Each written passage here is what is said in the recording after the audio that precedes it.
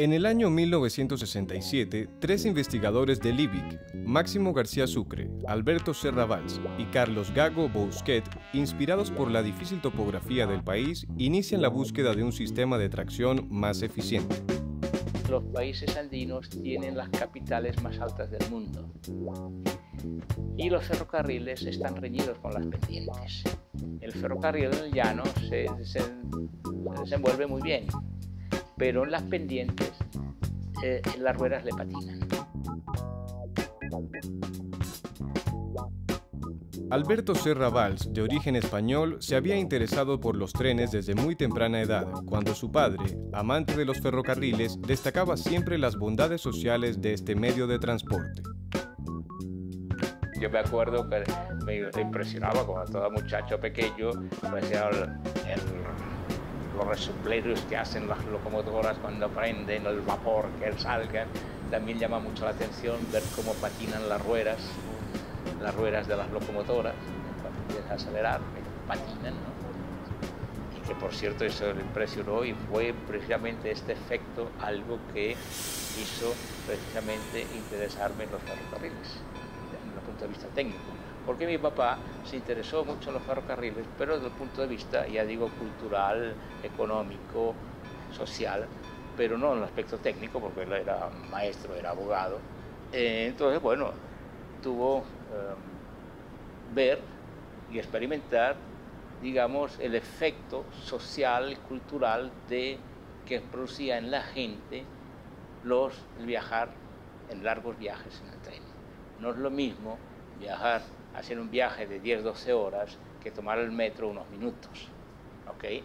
Allí, además, ahí va un montón de gente, a veces viajar en un compartimiento en que van unas 6 personas, por ejemplo, no es lo mismo, y además que hay mayor confort sentado frente a una persona, podrían hablar de todo, ¿no?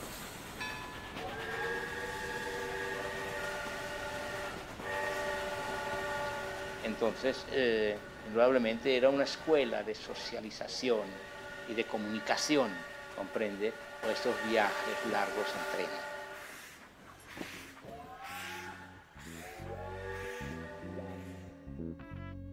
Había llegado a Venezuela en el año 1959 acompañando a su profesor de electromagnetismo de la Universidad Complutense de Madrid.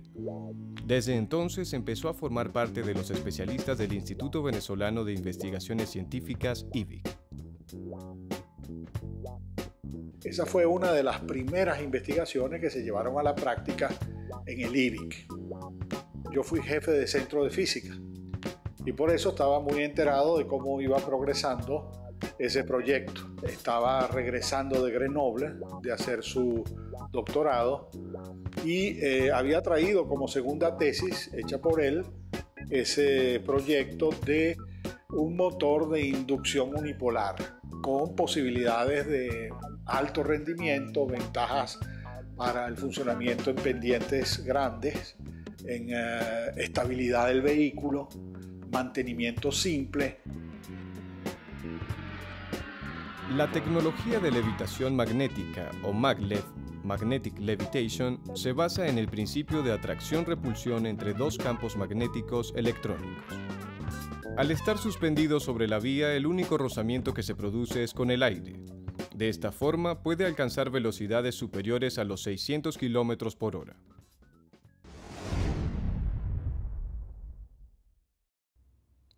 Este tipo de trenes carece de motor convencional ya que el impulso viene dado por los electroimanes ubicados a lo largo del convoy y de los rieles. Así se logra un vehículo más liviano y mucho menos ruidoso. Cuando un núcleo de hierro no está completamente alineado, ¿sí?, con el electroimán, que tenemos acá, ¿verdad?, se enciende este electroimán en particular. ¿Qué es lo que va a suceder? Que este electroimán energizado junto a va a tratar de hacer que esto quede completamente alineado. Es aquel proceso como cuando usted coloca un imán y acerca un clavo hacia un lado del imán. ¿Qué observan ustedes? Que el clavo trata de irse hacia el imán y queda en la parte central. Entonces el motor va a hacer exactamente lo mismo, va a quedar completamente alineado con el electroimán, el núcleo de hierro. Una vez que eso sucede acá, ¿verdad?, que va a quedar más o menos en una posición, como ustedes observan, en A y A', ¿verdad?, Entonces se apaga esa fase y se enciende otra. Y se repite el paso nuevamente. Esto es lo que le llamamos motor de paso de reluctancia conmutable. El problema que tienen todas las locomotoras y trenes que existen en el mundo, que funcionan con rieles, es que al sortear grandes pendientes la rueda tiende a patinar. Entonces, para evitar que la rueda patine, se le aplica arena a los rieles. Esta arena está contenida en estos domos aquí arriba, que por medio de unas tuberías se aplica directamente a la rueda. Esa arena tiene la función de una lija que se encarga de darle tracción a la locomotora. Sin esa arena, la rueda simplemente patinaría. Si nosotros construyéramos un túnel que fuera directamente desde Caracas hasta La Guaira, esto sería un problema, porque una locomotora normalmente no puede sortear esa pendiente. Tendría que aplicarse otro tipo de tecnología.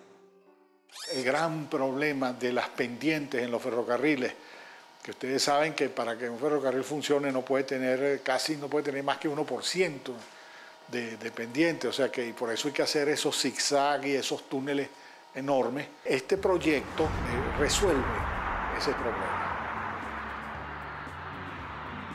Para frenar, invierte la polaridad de los electroimanes y también puede ser asistido por frenos aerodinámicos tipo flaps. Aunque su principio de funcionamiento es por fuerzas electromagnéticas, el tren electromagnético de Venezuela no es exactamente un maglev, pues no levita.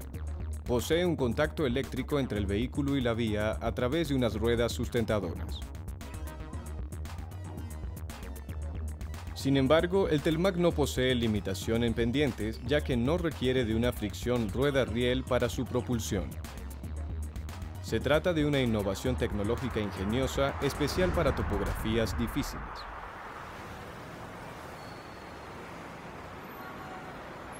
Para 1987, la ciudad de Mérida, Venezuela, comienza a sufrir el problema del tráfico automotor y se estudian propuestas para implementar un medio de transporte público alterno que ayude a disminuir el tráfico y a dinamizar la actividad socioeconómica urbana. Entre estas propuestas se hace famosa la del aerómetro. Muchas veces confundido con el tren electromagnético, el aerómetro es un tren colgante diseñado en Alemania que usa ruedas de caucho y no ha tenido mucho éxito. Las otras dos alternativas son el sistema trolebús. Autobuses eléctricos alimentados por dos cables superiores, una tecnología de principios del siglo XX, especie de tranvía sobre neumáticos.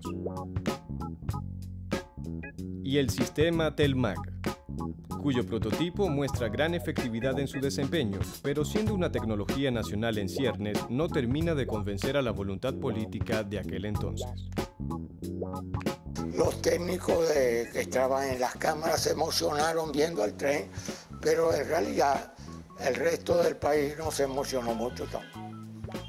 Las autoridades competentes no mostraron un interés tan grande como han debido demostrarlo. Por lo tanto, digamos que esa iniciativa que ocurrió en ese momento en Venezuela, durante la Cuarta República, cayó en el vacío porque hubo grupos que se movieron muy rápidamente y neutralizaron la posibilidad de llevar ese proyecto a la práctica. Este trolebús tenía que ser instalado en 2 años, según promesa que hizo el gobernador de la época, William Dávila, como la solución más económica y más rápida, que en 2 años estaría instalado. Llevamos 12 años y aún no sabemos cómo vamos a llegar aquí a la Hechicera.